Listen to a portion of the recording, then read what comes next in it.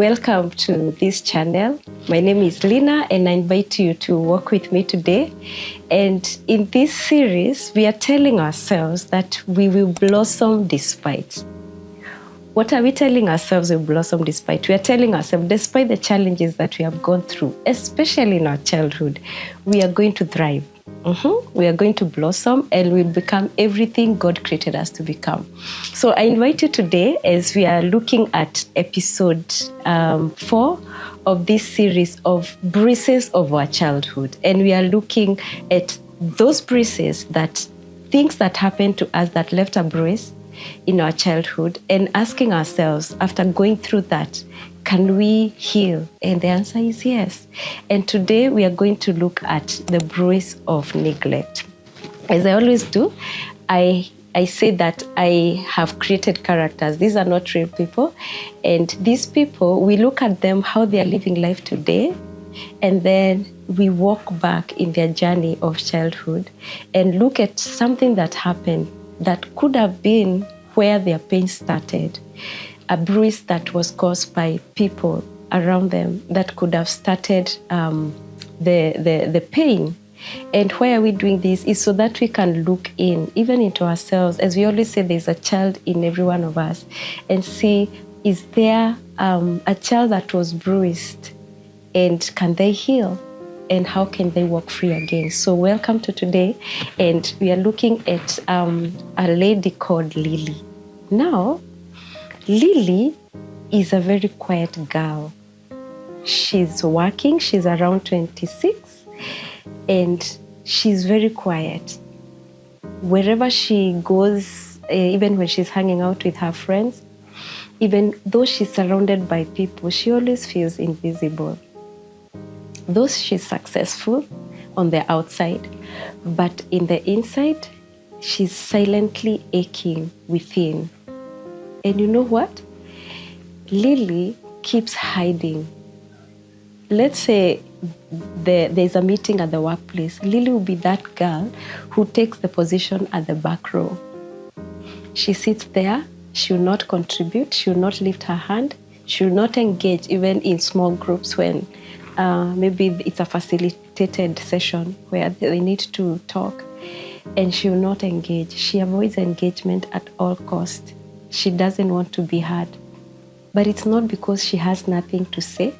It's not because she doesn't have ideas, but it's because she feels unseen. Yeah, she feels nobody sees her. So as we are looking at Lily, we are looking at that forgotten child. She's the forgotten little girl. And we'll flash back at Lily in her childhood. Lily is about 6 years old, and she's sitting at the kitchen chair after school. And there's nobody coming. She's hungry, she's tired, and she feels forgotten. She looks at the fridge, inside the fridge, as there's nothing to eat. And she's hoping that somebody will come, that maybe today mom will come from work earlier and cook for us. And nobody shows up. So she has gotten used to feeling that that her needs are not important. Many times she's had to sleep on the sofa as she's been waiting for her mom to come back. But she finds herself in the bed in the morning, but she remembers feeling cold and nobody was there to take care of her. So Lily has, through those moments, Lily went through the pain of neglect. You see, abandonment is different from neglect. We looked at abandonment earlier. And abandonment is when physically somebody leaves and they are not there to take care of us. But neglect is when somebody does not do what they are supposed to do, even though they are where we are. For example, a child can grow like Lily in a family, but people around them do not give them the needs that they need. For example, a child can grow and they don't receive the love that they deserve. They don't receive the basic needs that they need. They don't receive the compliments or the words that they needed to receive.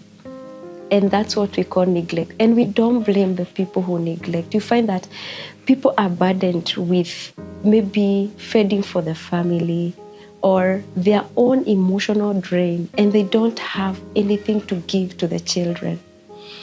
And so the children learn that my needs are not important, and they grow up feeling unseen. And eventually they tell themselves that my voice does not count.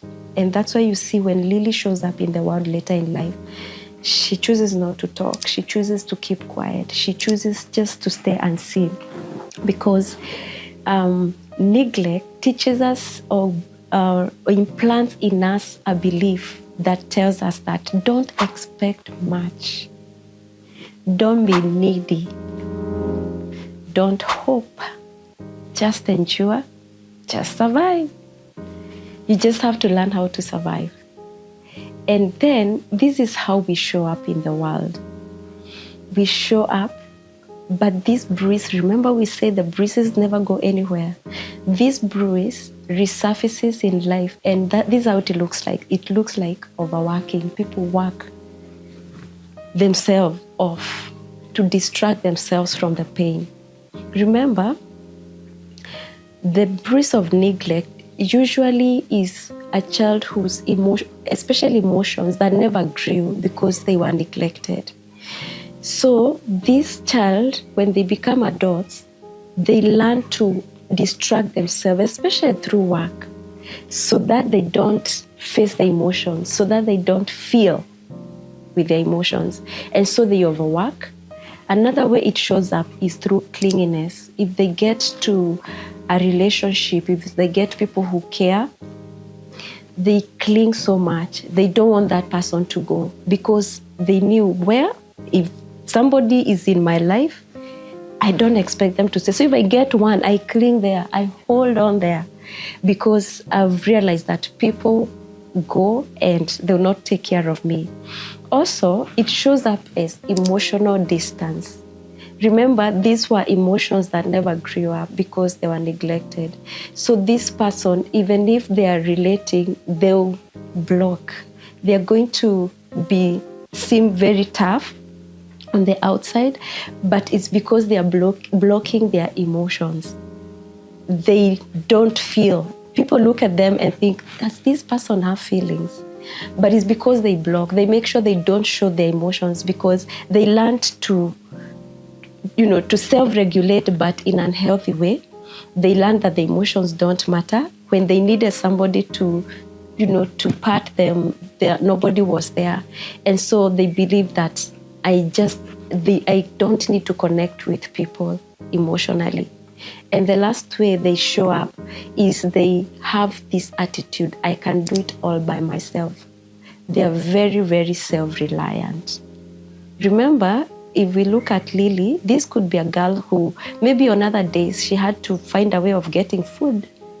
Maybe she'll cook whatever that's in the house, or could pick something in the freezer and figure out how to make it become food. So these children grow up telling themselves unconsciously, I can do it by myself. I don't need people to help me out. And that's how they survive. And when we meet these people in life, we look at them and think they are very strong. We think that, wow, they are very independent. But man, they are crashing in the inside. Because the way God created us, He created us with emotions and desire for connection. But these people are unable to connect. If they get into relationships, these are the people that, because they were used to being neglected, they cling and they feel very insecure. They don't want you to leave, because they realize when my mom wasn't there, I had to look for a way I had to figure out how to fend myself. But now that you're here, you don't go. So they become very clingy and they undermine other people's emotions. So let's say if it's a spouse, they'll be like, why are you crying? Is that something to cry? You know, because for them, they have to put on a facade. They block pain, they block emotions. And so they look at others like they are weak when they show emotions. And this is where I pause, my friend, and ask you, do you know a Lily in your life? Would you have met a girl who behaves that way? Or, you know, it doesn't have to be a girl.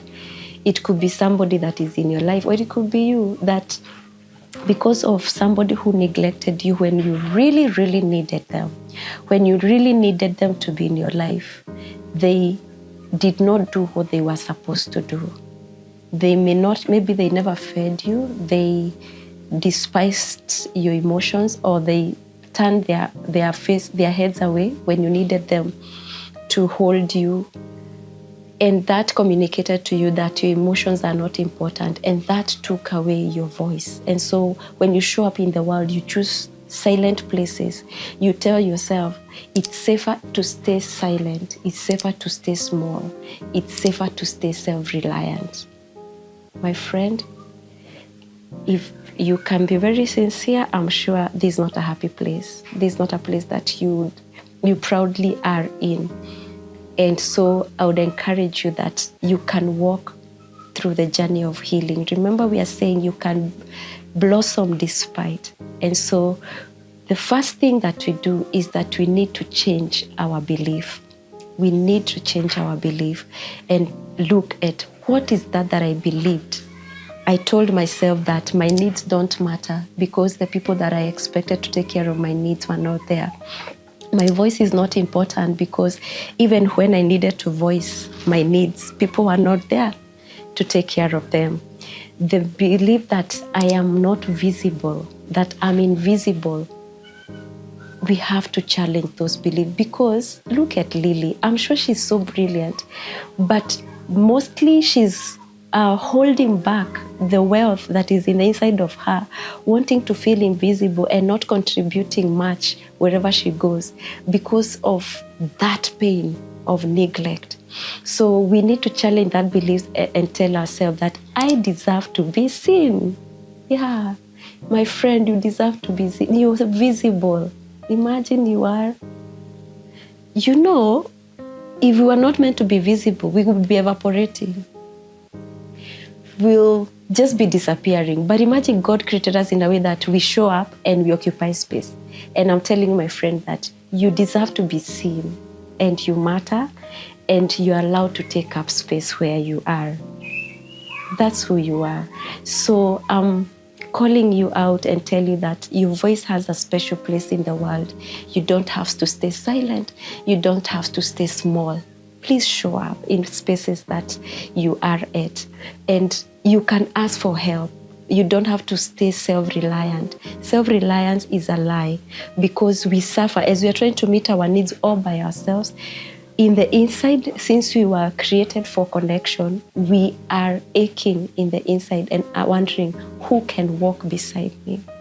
So my friend, each time you reach out to ask for help, each time you tell yourself a truth, and that truth could be invisible, you're rewriting your story. Let's rewrite our stories. Imagine you matter. Imagine you deserve to be seen. Imagine you need to come out and your voice needs to be heard.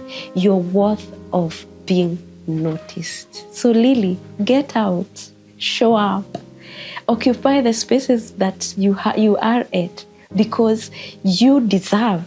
Just like everybody else you see around you, you deserve to be around, you deserve to be alive.